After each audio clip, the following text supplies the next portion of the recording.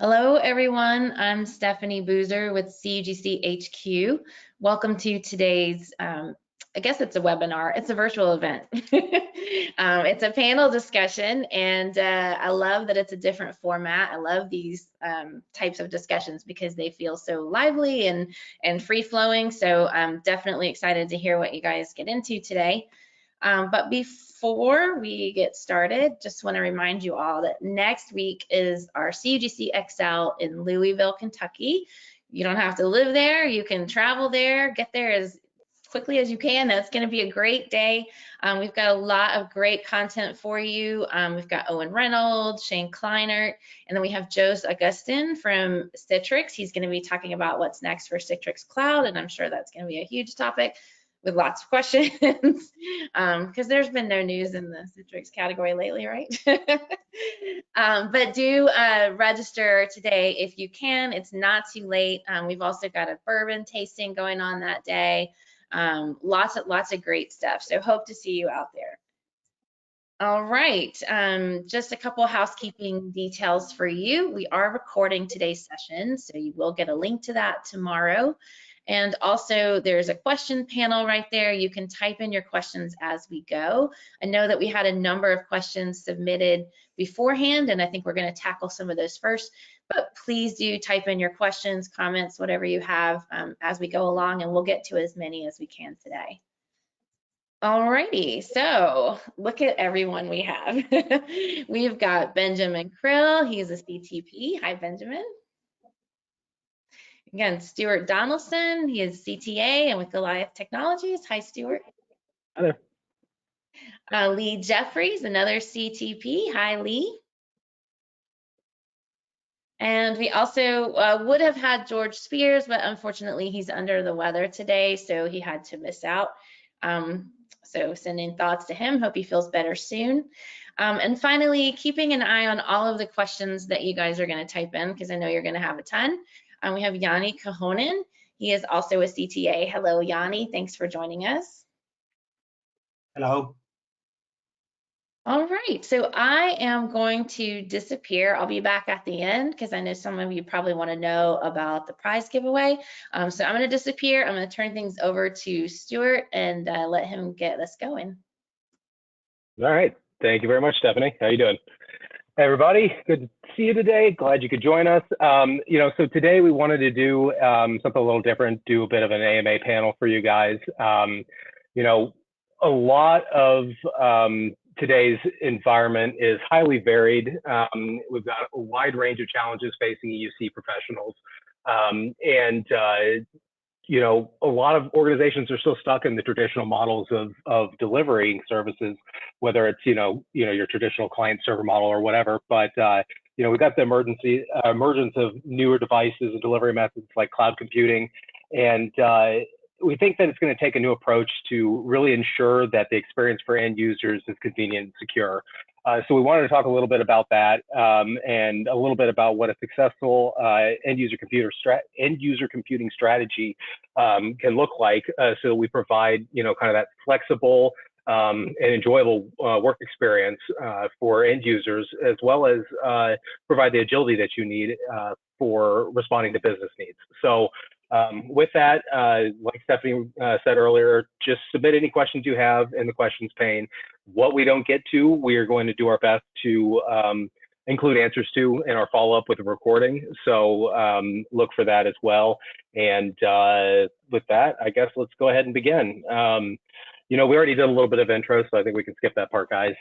But some of the attendees, they sent in some questions beforehand, and let's go ahead and start off with when we had, let's see, end user computing experience monitoring tools. How can these be leveraged to help smaller customers? And I think this was intended to highlight the smaller customers part. Go ahead and let either of you start. Who wants to go first? Yeah. So how can end user experience monitoring tools be leveraged to help smaller customers? I think it depends on what you're trying to achieve, to be honest. Smaller customers aren't really that different from large enterprise customers, in my opinion, in the sense that they still require to know if things are up or down, and they still require a level of troubleshooting. So I think that the customer size is pretty much irrelevant in that respect. So I think, I mean, how they can help on lots of levels, you still have a support desk or a few qualified staff that are going to be monitoring or managing the environment. So those tools are still going to escalate things like, or expedite, sorry, things like troubleshooting and problem solving. I don't know what you think, Ben. Yes, I mean, I think to your point, the size of the customer to a certain extent is irrelevant. To a certain extent too, smaller customers will have a bigger impact because user impact in a smaller customer is going to be a percentage-wise a higher productivity impact to a small customer than it is to a larger customer. You might have to get creative. That's where like managed services providers, so you don't necessarily have to bear the full cost of it. Let the managed service provider do that, but you also have to think about how are you leveraging your internal resources to their maximum capability. So if you've got a small team, you can't afford to grow your staff. That's when you look at tooling to augment them and allow them to get more out of their day. I probably should unmute myself. Yeah, I totally agree. I think from the standpoint of small versus large, a lot of times it comes into a question of cost. You know, can I justify getting a tool like that in the environment? I think your comment about managed service providing or provider options is quite true, Benjamin. The other thing I would say is that when you look at most of the environments that these types of tools are developed for or deployed in, Citrix environments, for example, in a lot of cases, the flip side of that is, can you afford somebody on staff that is experienced enough to handle all those things that you might have brought to the surface with a tool like this? So I think that the play when it comes to asking for money is, you know, how much does it cost for me to have someone on staff versus have someone on retainer from a consulting perspective, or versus, you know, buy the licenses I might need to run a product like say Goliath or any of these others that are out in the market. And what it comes down to is, you know, how are we going to present this to management so that we can show that there is going to be a value to the spend, whether it's on a human resource or it's on a tool or it's on a managed service provider or even just offloading to a consultancy in general. So, okay, let's see. This is actually a good one. So we had a question about how can you handle Microsoft UWP apps like Calculator, Snip, Sketch, Photos, etc. when it comes to designing these EUC environments. So I think from this perspective, you know, how do you guys handle those bloat apps as I think about them in my head inside of say a master image or other deployment for say Zendesk or whatever? I try and get rid of every single one possible, and if there's pushback, I try and find an alternative to it. Yeah, because they're nefarious, and they make troubleshooting to be just more difficult. I don't know, Lee, if you've got a different opinion, but I try and eliminate as many as I absolutely can. Yeah, I'm not a fan. We have so many different, we already had a few different ways of managing apps, right? And when Apex packages were included, that's then another way of managing apps. And I think I'm currently working on a project where we're working on Windows 11. There's not alternatives to these things. So you run Notepad, which is in the System32 folder, and it runs the Apex package. So there's further integration for that sort of stuff now bedded into later versions of the OS. So you sort of got to live with it in certain terms, but I have noticed that the optimizers that are released by Microsoft and by Citrix do support ripping some of these things out. So it's definitely worth running those tools and working out which ones you need, which ones you don't need, and at least getting rid of all the ones you don't. Yeah, I don't have anything to add to that. I think that you guys are absolutely right. I mean, get rid of as many as you can, and if you can't, find an alternative. And you know, Windows 11, hope that trying to remove them doesn't break everything. You know, test is I guess what we can do. So, all righty, moving on. So, all right, this is actually a good one. So there are a lot of people out there that see CVAD under siege, if you will, specifically when it comes to the threat of AVD and other platforms like that. Do you see CVAD, DAS, and these types of plays, do you see them at risk? What do you think the future has to hold for the way Citrix goes about their platform with regards to how Microsoft is attacking the rest of the environment? This is a really good question, and I think it's something that I have to repeat. I have to return to a lot right now. But I think when you're looking at these products, especially the brokering platform, it's not just the brokering platform, right? That's just a small part of the product portfolio as a whole. You need to think, one of the biggest things that is a plus point when you're looking at the Citrix control plane is image management. And if you're working on AVD projects, there really isn't any image management built in there for you. It's manual steps and cross-referencing. So that's just one thing. And you really have to start looking at feature sets too and comparing these things, because it's not eggs for eggs at all, or they're not like for like. So, I mean, Ben, what do you think? Yeah, I mean, I think there is a natural attrition that AVD is going to take away from, just because Microsoft is leveraging their relationships and essentially giving it away. And so there's going to be a lot of management that are at least going to make their companies take a look at it. But there are still certain things that it doesn't address. You mentioned image management. The other thing we always talk about is data locality. Keep the apps close to the users and the data. And if your company has developed stuff and it's still hosted on-prem, if it's in AWS and if it's in GCP, then having your desktops in AVD, you're going to have to deal with egress costs, security, all that other stuff that, you know, the shiny stuff, or hey, AVD is the new thing and Microsoft gives it to us, that only goes so far. So you have to take in a more holistic approach to it as far as where are these workloads going to reside, where do they need to reside, and does it make sense to be tied to Azure for all of that? Yeah. Yeah, I like the new and shiny kind of thing, because I mean that's human tendency to get attracted to whatever's newest on the market and go for that. But I think over the course of history, at least in my career, I've seen, you know, all these new things come out, and then you know, it's a matter of recency bias in a lot of cases, you know. So we flush towards what's new and we get excited about it, and then as the reality of, you know, whatever we're talking about, in this case this technology, is out, what you're going to find is the business are going to do what are best for the business regardless. And it comes back to that feature set conversation. What is it that I need to do at the price I can do it at, and which tool gives me the ability to do it? And I think you're going to see, just like we see more people embracing the hybrid methodology of, you know, using the right tool for the right job.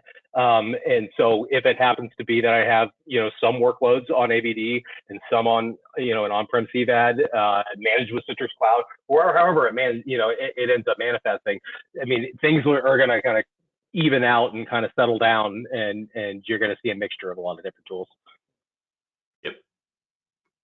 Alrighty, so let's see if we can find something a little different. Okay, so this is actually kind of interesting. I was reading a conversation on this in Slack the other day. Have either of you guys done a deep dive into metrics with regards to FSLogix versus the Citrix built-in UPM containers? And have you seen one be a better performer than another? No, not yet. That's a nice easy one to answer, isn't it? However, I did see that in the latest Citrix release, there is the ability in there to replicate your profile container to another location. So I am interested in looking at that and seeing how that compares to something along the lines of FSLogix Cloud Cache. I think that'd be interesting. But with regards to, I mean, I did quite a lot of work with FSLogix. So the technology is good, you know, it's good. The last time, and it was a while ago, that I looked at the Citrix profile containers, or should I say, that it wasn't a profile container at that point. You could just put certain things in. It was just used for Outlook. The performance wasn't as good at that point when I did look at it, but I'm sure it's improved. I'm quite impressed actually by the amount of features Citrix have been throwing at UPM recently. Yeah, I've not done any head-to-head testing. I know there's been some consternation that with FSLogix, the fact that they've changed some of the logon processing and how it does that. I haven't done any testing myself to know if that's a significant difference or not. The biggest thing I'll say is that, you know, definitely keep evaluating, because I think too many times we get in this mindset of like, well, FSLogix came and took by storm, but and I think when it came onto the market and took it by storm, they were definitely putting a lot more resources behind it than say Citrix was putting behind UPM, but that's changed a lot. And so you got to get out of that mindset of like, well, FSLogix is being so actively developed and UPM just is what it is. Like that's not the case anymore. So, you know, you still have to evaluate, does it make sense to stay this way? You know, migration could be painful, so maybe you do stay that way because the migration issues, but keep in mind that that could change if Citrix continues down this path of actively adding features and improving it, and Microsoft doesn't, then there's going to come a point in time where you have to make the decision, do I stick with what I've got or do I make a change? Yeah, I love that comment. Sorry, Stu, you want to go? No, go ahead. I love that comment because, yeah, you should always reevaluate based on what your need is. If you have a mixed environment where you are publishing apps from different servers and desktops from other servers, UPM is your product, right? FSLogix is not going to answer all of your solutions there because concurrency is not necessarily a winner for that product, not across those sorts of scenarios, but UPM will lap that up and do that reliably all day, whilst allowing you to replicate those settings between different locations. Yep. Yeah, what I was going to say is that, you know, for a while there, Benjamin, you know, when we were working together, we used to lead with FSLogix there because, you know, it didn't matter. In a lot of cases, we had people that would just use one portion of it. So for the Office containers, and then Citrix came out with Office containers, and you know, then the conversation shifted, which should I use? I think at that point, I think most of us still were on the mindset that FSLogix was a good thing from a best practice standpoint to look at and utilize, especially once Microsoft bought it and so many people got it for free. It wasn't that additional add-in. Like, hey, this is a great tool, let's keep using it. But you know, I have heard rumblings about the amount of development time that's going into it now that Microsoft has bought it, some problems with the cloud caching working properly, and then some really positive things. Just, and this is just chatter out there on the internet, but in Slack and whatnot, but that the UPM version of that has improved immensely in the last couple of releases. So to Benjamin's point, I mean, if we're going to provide what amounts to an agile delivery, you know, we're providing a resource to our customers, whether or not we're in enterprise IT, we're in consulting or whatever, and we have to continually reevaluate the tools that we're using and the mindset that we have, and not get stuck in this is the way it's always been, you know, recommended to do it, so I'm going to continue to do that regardless of any new information, you know what I mean? So not getting locked into that thought process, regardless of the technology we're talking about, is critically important to providing that kind of user experience and the business experience we want. So, okie dokie. Let's see here if we can flip the coin. You're not going to make a Mandalorian comment when you say this is the way? I mean, come on. I could have. This is the way. I probably have Baby Yoda around here somewhere. Oh my goodness. Okay, so I like this one. I think this is a good one for you guys. So end user compute environments are inherently complex. We've built them, we've done it, we know it. Doesn't matter which industry that you're in. A lot of these platforms require a lot of different vendor solutions working together smoothly in order to provide the end all, you know, kind of solution that we're developing. How is it that, you know, people out there when they're building these things can try and find a balance between keeping things simple so that things are less prone to break, and also building something that provides a good user experience, and B, something that's agile enough to address what are constantly shifting business needs. So business is going to come to us with a request, a month after we've deployed a new solution, and say, hey, we've got this opportunity, we need to be able to do this. And you're like, but that's not how we designed this the last couple of years. We just deployed it. So how can we go about providing a platform for our end users in our business that addresses some of those things? It'll never be perfect, but addresses it.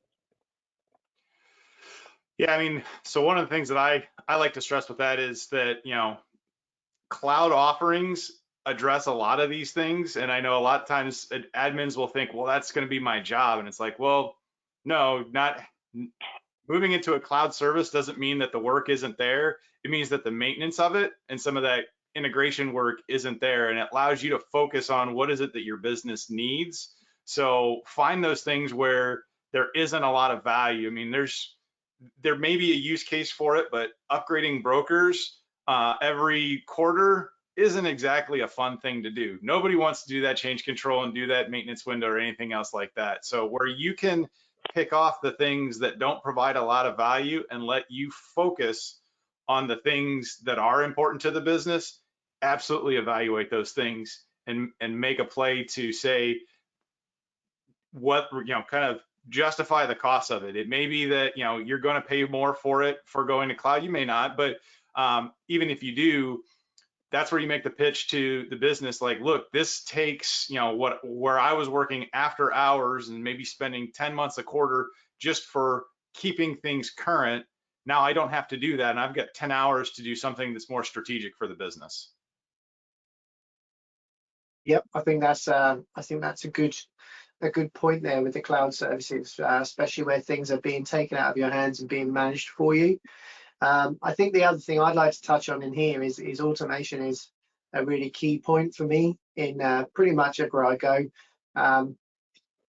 We talk about making things easier and not having to do repetitive things, and some of that stuff can really be taken away through the use of scripting, but this sort of complements what Benjamin was saying. So yes, you can script stuff and you can have this massive repository of scripts, but they're not very well organized. So you can use things like cloud services, like DevOps, to be able to streamline your processes. And when you look at things like Azure Functions in particular, that's code in the cloud that pretty much can give you an API from a PowerShell script. So I'm really a fan of utilizing things like that to try and make things easily accessible, integrate into other platforms like Teams and web, and then give you that added example of or that added user experience of being able to put the power of the automation into the user's hands rather than them having to contact someone who has a workload. So if you can, do it that way, obviously securely and as easily as possible. Yeah, when I was reading this, my thought was, well, we still are having the conversation of how do I work smarter, not harder? Because at the end of the day, a lot of stuff that takes our time and energy is that mundane kind of monotonous stuff, whether it's upgrades that we shouldn't have to do any longer, or it's repetitive tasks that we're constantly doing that could be automated. And I think in a lot of cases, it comes back to what I was saying earlier about having the right tool for the right job. If we can put into place some forethought and say, hey, listen, we're not able to just be engineers. We're not able to just be help desk frontline people anymore. We're not able to just be whatever that silo was that I existed in for a number of years. I have to think and be a member of the business as much as I am a technologist. We can't get by any longer without having an intimate understanding of the way our business is run, the things that drive it to make money and provide us with an income. You know what I mean? So to be able to think strategically about that as we're designing the solutions, we know that if I work at a hospital system, we have X, Y, Z regulations that we have to follow, or we have to, our doctors are going to be doing this. Our plan for the business as it grows the next 5 years is to continue to buy new facilities and to onboard more people. That could be geographic or whatever, but all this all this different type of information that we know about the business can drive us to build a solution that, provides agility. We know what our nurses need in order to have a good end user experience. And we know that by adding a new facility that doesn't have these things, we are going to diminish that experience and cause ourselves problems. And then we have monitoring tools, and we have other tools built into the environment that allow us to do self-healing and remediation, allow us to proactively catch problems before they get noticed by the end users. All these little things that we can do if we think strategically about it before we throw something in place, just because that seems to either be what we've always done or what the cost is falling in line with that budget number, whatever it happens to be. All these things we can do to make ourselves be able to adapt to those changes and address those things like end user experience. All right, what else can we get to here? Young, have we had anything come in from the audience so far? Yeah, we have a couple of questions, not necessarily related to what you guys spoken about, but let's see this one. This is a generic question. For those of us whose careers have centered around the Citrix virtualization on EUC, what skills do you believe we need to cultivate in order to stay employable over the next 10 or 50 years? What happens? Can you repeat that? I didn't get all of it. Sorry. For those of us whose careers have centered around Citrix, virtualization, and EUC, what skills do you believe we'll need to cultivate in order to stay employable over the next 10 or 50 years? Gotcha. That's a good question. I can go. I would say that at the end of the day, the great thing about being a Citrix guy for as long as I have been is that it has really taught me to exist in a world that isn't siloed, because Citrix is something that touches everything. It's an entire stack platform. So you got to know OSs, you got to know your hypervisor, your storage, your servers, your networking, all that kind of fun stuff are things that we can't ignore when we're designing our solutions. Now, if Citrix were to happen to disappear, which I don't think is going to happen, I don't see us becoming, say, like the same thing as Novell engineers. Like that was a big hit. Like all of a sudden, okay, now what do I do? That was a drastic change. But all the other technologies, AVD and Frame or whatever it is, we're delivering a service to our end users. Best thing that we can do is to be more integrated with the business, understand more about what is the business that I work in need in order to be profitable. Like what problems are we trying to solve? What are our customers like? How do I support those endeavors? The other thing is getting up to speed, if you're not already, on PowerShell, on cloud, on the design differences that might be present in a hybrid environment versus something that is traditionally on-prem. And those types of things are going to set you up well to go forward. Yeah, I would. Oh, go on, Ben. Yeah. Okay, sure. Do you want to rock, paper, scissors this? I think from my point of view, it's difficult to answer that question right now, because you can. I could say, yeah, you need to focus on this, but right now everything's sort of in flux. Microsoft are making some moves to really push you to cloud type of architecture. So, but that doesn't mean that everything else right now isn't valid. So, you've still got Google Cloud, you've still got AWS in there as well, and but I think really you need to be moving in that direction. You need to start looking at the cloud areas and what sort of services they offer, because when you're looking at on-prem infrastructure, you are looking typically at storage, compute, and you're looking at your apps.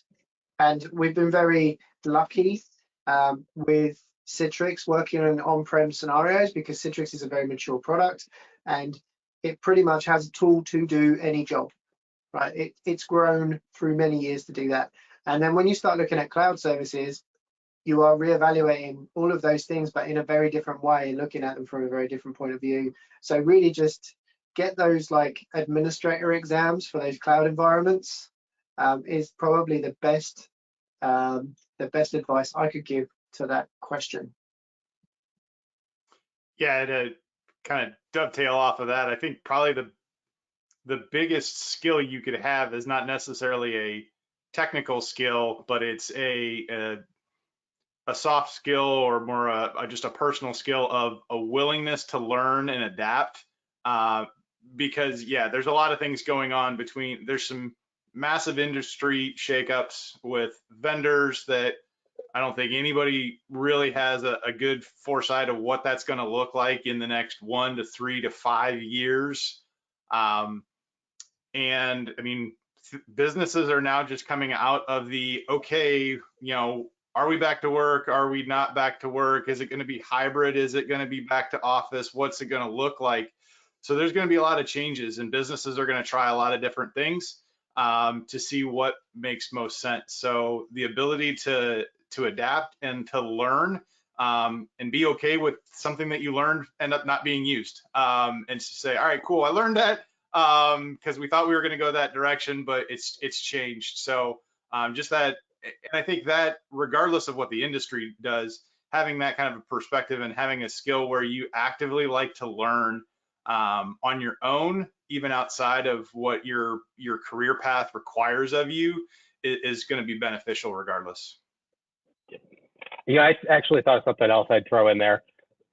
Be part of the community. Be part of the Citrix users group community.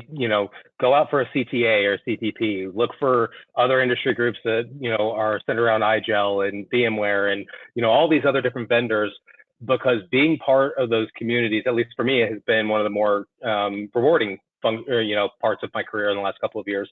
But it also exposes you to people that think a little differently than you do. It exposes you to different technologies, gives you opportunities to actually provide input back into vendors and drive the way that they're looking at the marketplace. And the amount of contacts that you meet too. I mean, you're going to meet a lot of good folks that are out there doing neat things, and they may inspire you to hop onto a different piece of technology or a different avenue for your career that you might not have thought of previously. So for me, I mean, adopting that kind of servant mentality in everything that I do, whether it's just at home with my kids or it's as part of the broader EUC community.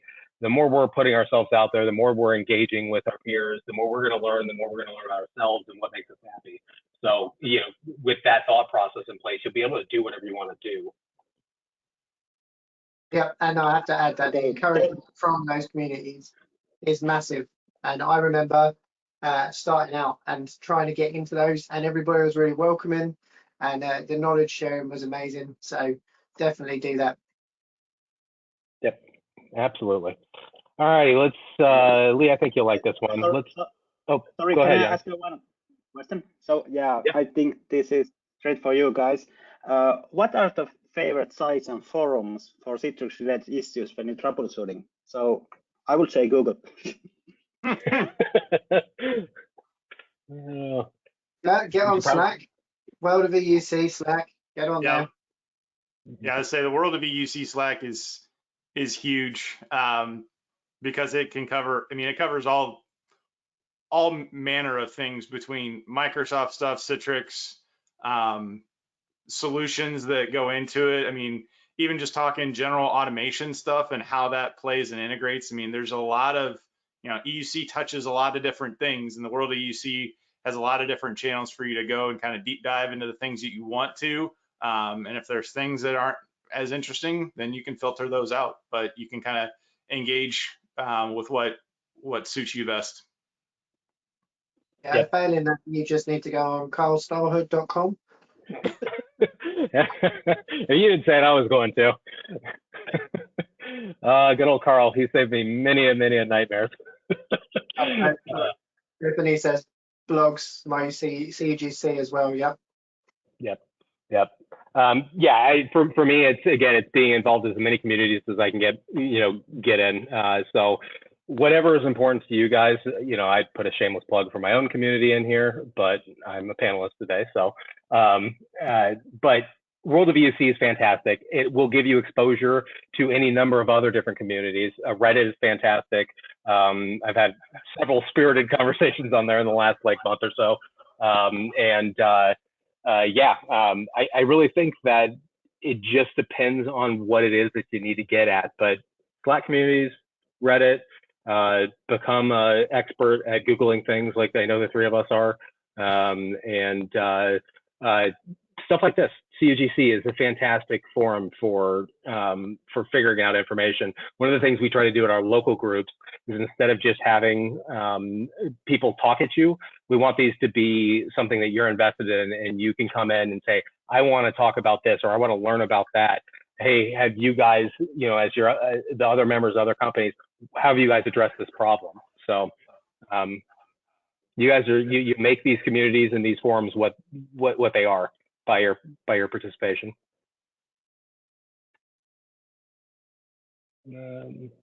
Okay, we'll go back to mine unless you have another one, Yanni.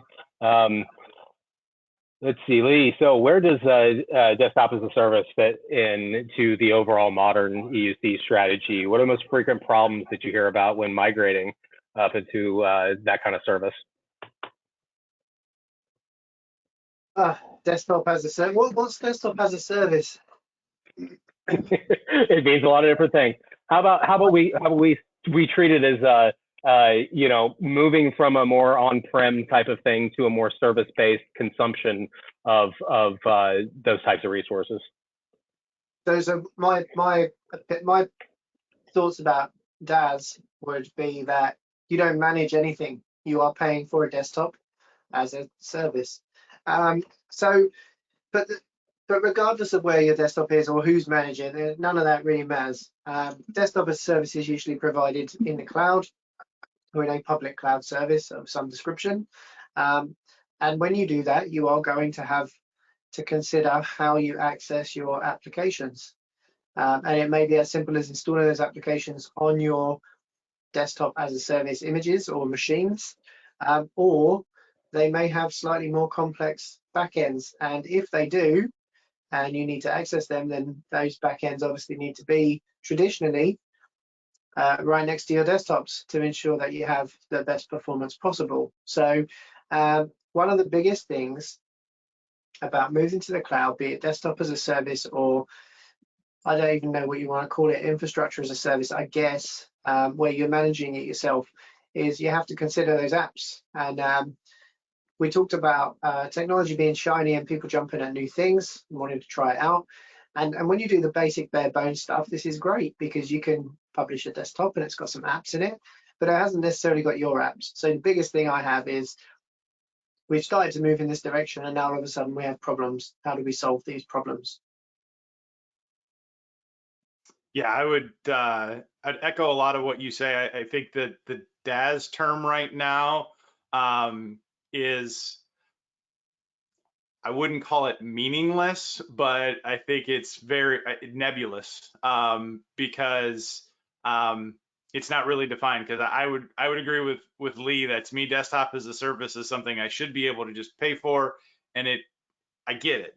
But right now, most of the DASs are just, hey, we're going to take that VDI infrastructure that you had on-prem and we're going to put it in the cloud, and now we're going to call it DAS. And so it's not something that I wouldn't say it's a significant paradigm shift. I think it's going to be, and I'm sure they're slow rolling it for good reasons. But I think the one thing to keep in mind is as you go to more as a service type of architecture, you have to understand that the service providers are going to put guardrails around what you are going to be able to do because they own it, they have to support it. It's no longer yours to own and support. So you're going to have to adapt, whether it's your IT admin processes or your business processes or potentially both, if that's what you're ultimately going to move towards. So keeping that in mind of how does this change the day-to-day that we have? How does this change things for me as an administrator? But more importantly, how or what is going to change for my end users, and how do I make sure that I effectively communicate to it so that when they come in next Monday at the beginning of their week and it's different, they know what to expect and it works the way that they need it to. Yep. Yeah, I mean, that's perfect way to put it. At the end of the day, you have to understand what you're moving to well enough to understand what the downsides are to it, what are the potential pitfalls, because it's going to be different for all of us. Like we were saying, you put a couple of apps up there, everything looks like it's fantastic, and then you throw our apps in there, and then everything breaks horribly. And at the end of the day, it's the service provider is not going, if they're providing everything that they stated they're going to provide within that SLA, then they're doing their job, and the rest of it's on you. You have to look at, what is that going to mean on a day-to-day standpoint? Like I'm not going to be able to access things in the same way that I was able to access them and troubleshoot them in the same way that I was able to troubleshoot them. And, there are data locality concerns and all that other stuff that shifts. And so all of a sudden we're looking at a different set of things that can go wrong than our brains are used to looking for. So, I mean, I say test a lot, test often, and be ready to fail, but provide yourself enough of a cushion that you can fail in a way that lets you learn and lets you understand what some of those limitations are going to look like, and do it without taking your business down. So, it may not be hey, we want to get this done in 3 months, and we're gonna just cut the cord. It's not going to work successfully that way. It's going to take planning. It's going to take real deep thought. You're going to be forced to look at things in a way that you may not have been looking at them in the past. Otherwise, it's not going to work. So, and understand that not everything's going to fit that model too, because I mean, companies still are rocking mainframes. DB2 still lives. I mean, you got to keep those things in mind that you can't put all square pegs in round holes. It doesn't work that way. You'll have to understand that you can round off some things, and there's going to be stuff that's going to stay a square peg, and it's not going to go in the round hole.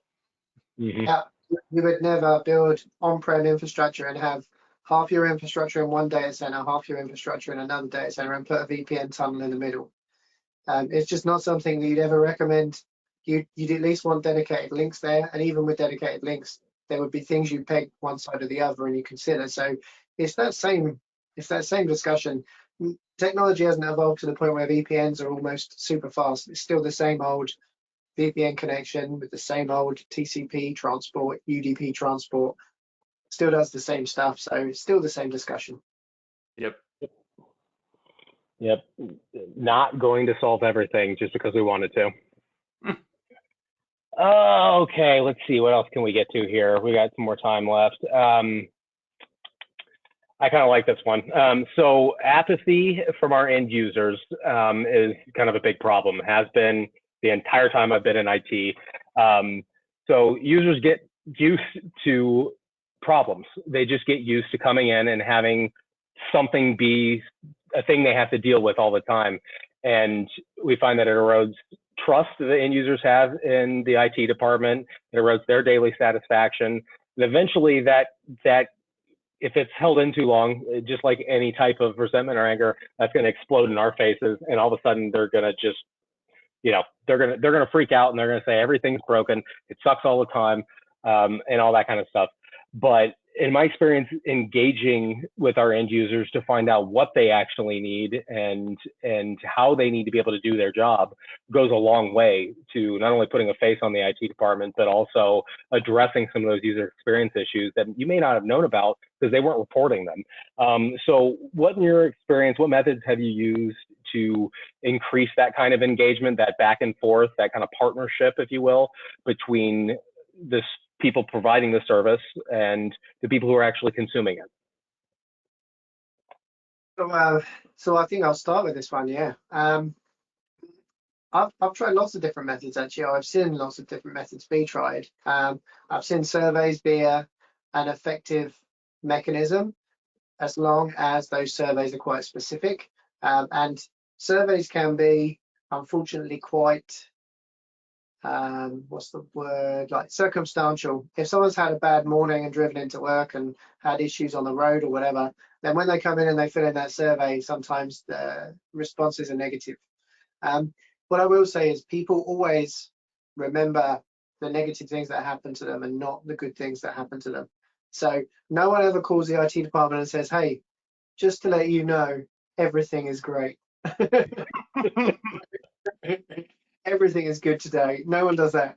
So the only way that I've found that's really successful is to have either bi-weekly or monthly meetings with key business champions. And these business champions are responsible for getting feedback from staff members, and they bring you individual problems. What I will say is, do not respond as an IT department with, have you raised a ticket for that when you're doing those things? No one is, and they'll just stop coming, right? That is the best way to stop people engaging, is ask them if they've raised a support ticket. Listen to the feedback, and then later on dig into the details. Assign someone to phone that person and dig into the details, because you will learn so much more out of that stuff. And you'll learn how your employees work as well. Yeah, and furthermore, to that end is, don't respond with the, well, this is the way it's supposed to be working. Why are you doing it that way? Like, just listen and take that feedback in, and then have that conversation with your internal IT team after the fact. Like, just because that'll help build the trust with those end users. Like, they're listening to what I'm taking. They're not trying to jump immediately to a solution. They're taking the feedback, and then they're going to go be thoughtful about it and plan it out. The best, I worked with a customer one time that they had somebody identified as essentially their like IT liaison, who like their entire job was to interface with the end users and ask them and get that feedback, and they were proactive about it. Like, so they got that constant feedback loop. And anytime I've asked other customers, they kind of look at me cross-eyed as to like, what is even that kind of a role?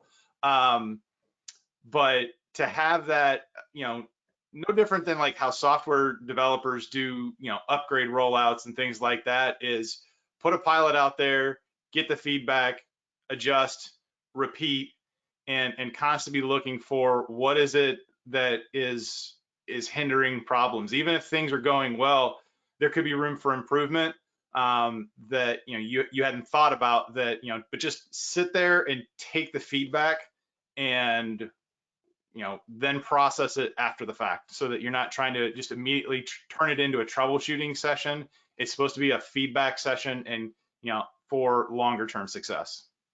Yeah, I think that comes back to the soft skills thing that you were saying earlier, these listening, critical listening skills, being able to absorb and put yourself in their shoes, what it is that they're trying to do, and not replying immediately with, you're doing it the wrong way, you need to be doing it this way. That's never going to win anybody over.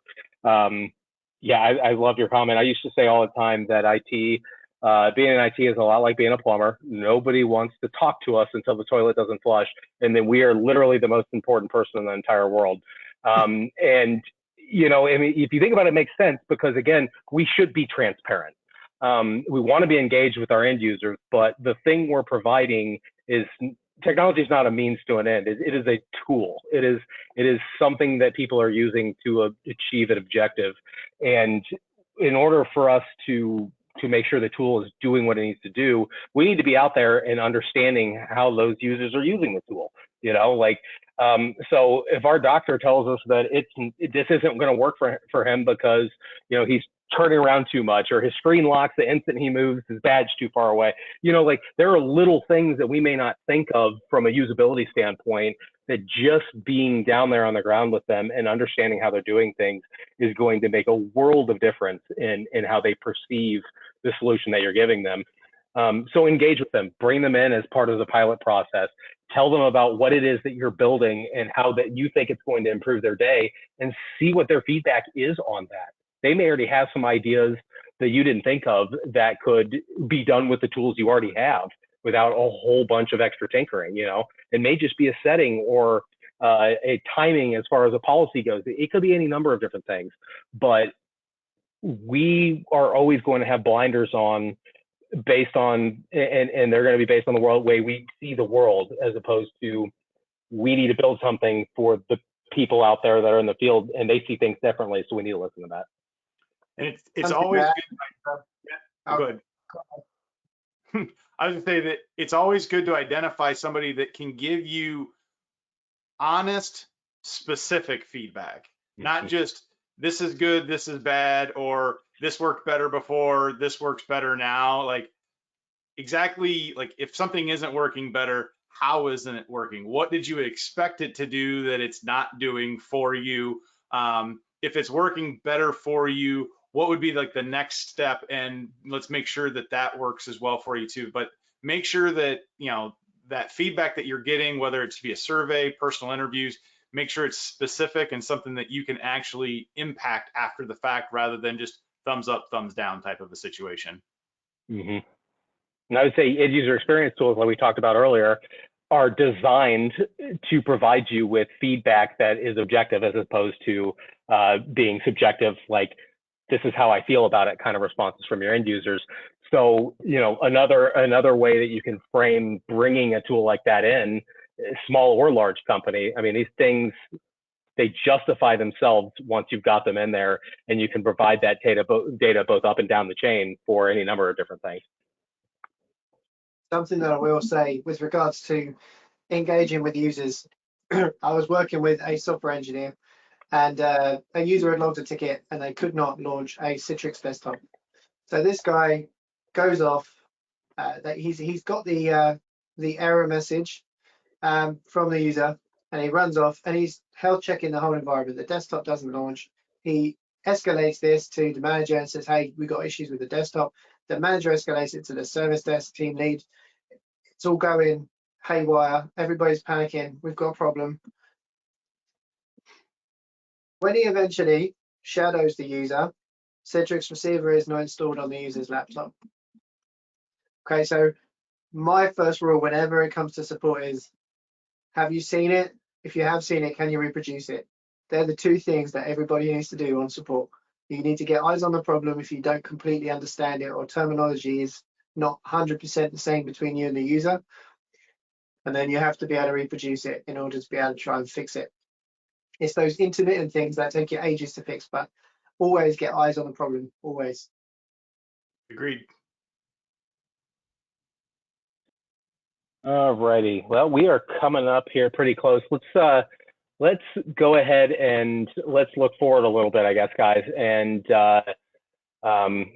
so from the standpoint of, you know, some of the things that have been really big challenges in 2022, what do you see going forward for 2023 that people are going to be looking at? Things that are, let's talk about bold predictions for, say, 2023 and the next couple of years beyond that. What are the things that we're going to have to be worried about? What are some of the things that we're going to want to think about to be ready for those changes when they come? Not an easy one. It's very broad. The future of EUC. Ooh. It'll be the year of VDI. It's all on you, buddy. Okay, so it's a tricky one to answer, right? Because we moved away, like a couple of years ago, it was all about apps. Everybody wants apps and cloud services and integration, and nobody wants a desktop anymore. Well, not about you guys, but every project I'm working on, people want a desktop. So the drive for desktops seems to be huge right now. In fact, I'm seeing less and less published apps and more published desktops. So I think the future is going to be desktops in the cloud. One way or another, it's going to happen. It just depends on what the terms are and which vendor manages to get there first. Any further than that?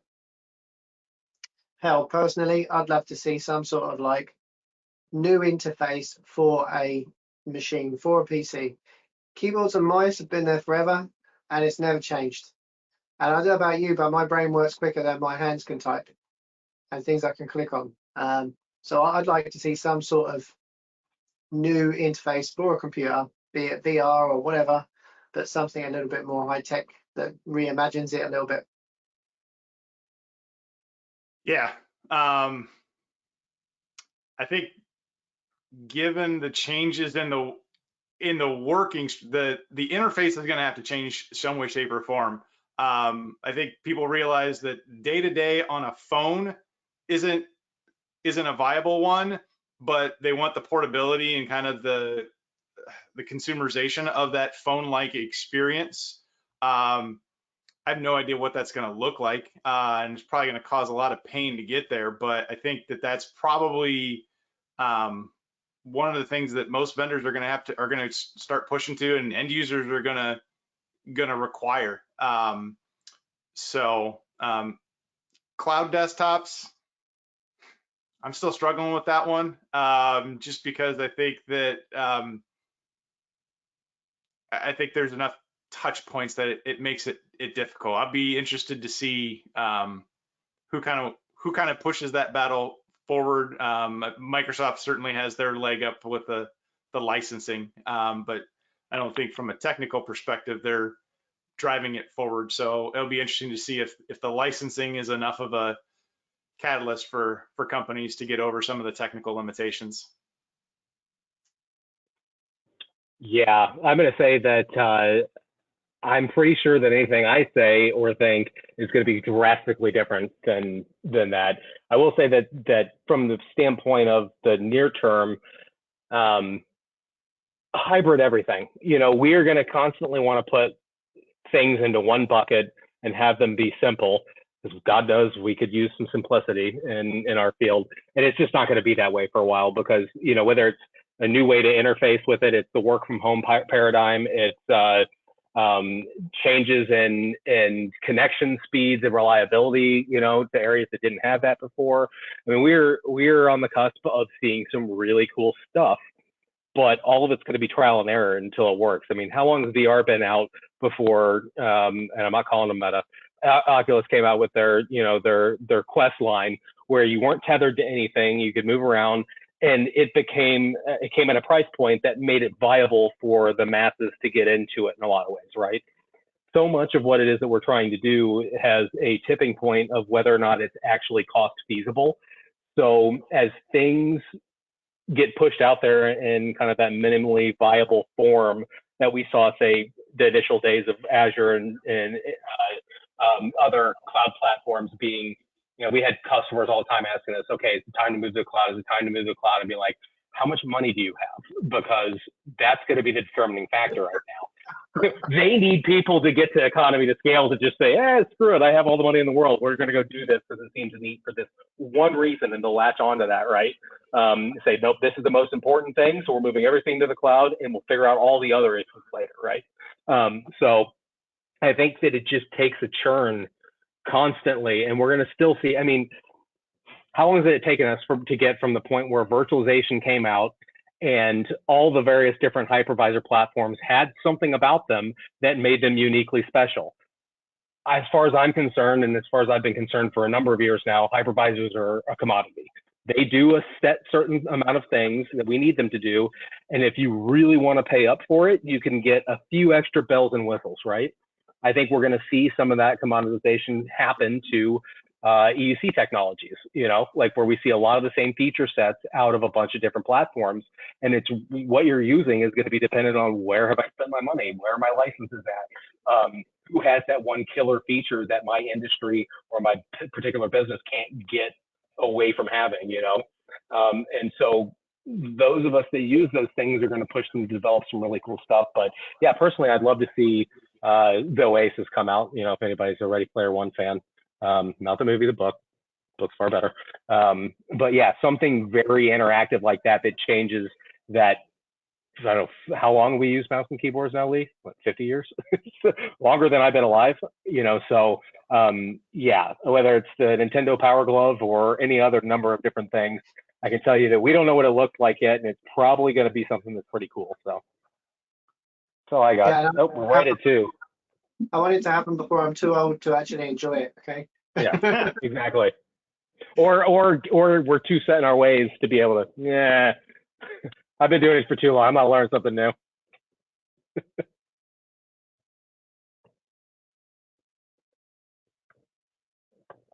All right, is that the end of your questions?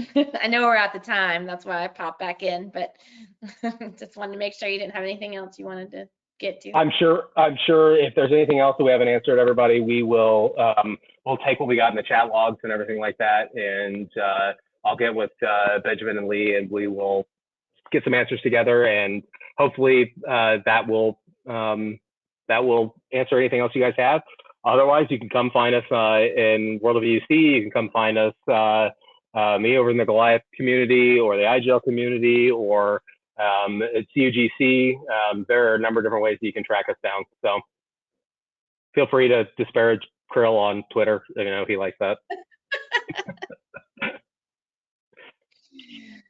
Oh. Oh, I'll give him a hug the next time I see him. I got thick skin. Oh, all right. Well, thank you guys so much. I think it was a lot of great stuff that came in today, and I'll definitely send you all the stuff that came in from the attendees. And thank you all for being here. I know some of you might have opted in for a chance to win one of 3 Amazon gift cards because they're giving 3 away today. I will pull the report as soon as I shut this webinar down, and we'll randomly select 3 winners. So be on the lookout for an email from me. And also we'll announce the winners on Twitter. So follow us at #myCUGC at myCUGC. And otherwise, I hope that you guys will all come out to Louisville next week. It's going to be a great time. And hopefully we'll see you on another CUGC webinar again soon. Thank you, Leee and Benjamin and Stuart and Yanni. Thank you all, excuse me, for being here today and putting this on for us. Thanks, guys. Thanks, It was fun. Take care, everybody. Take care. All right, have a great day. We'll see you again soon. Bye.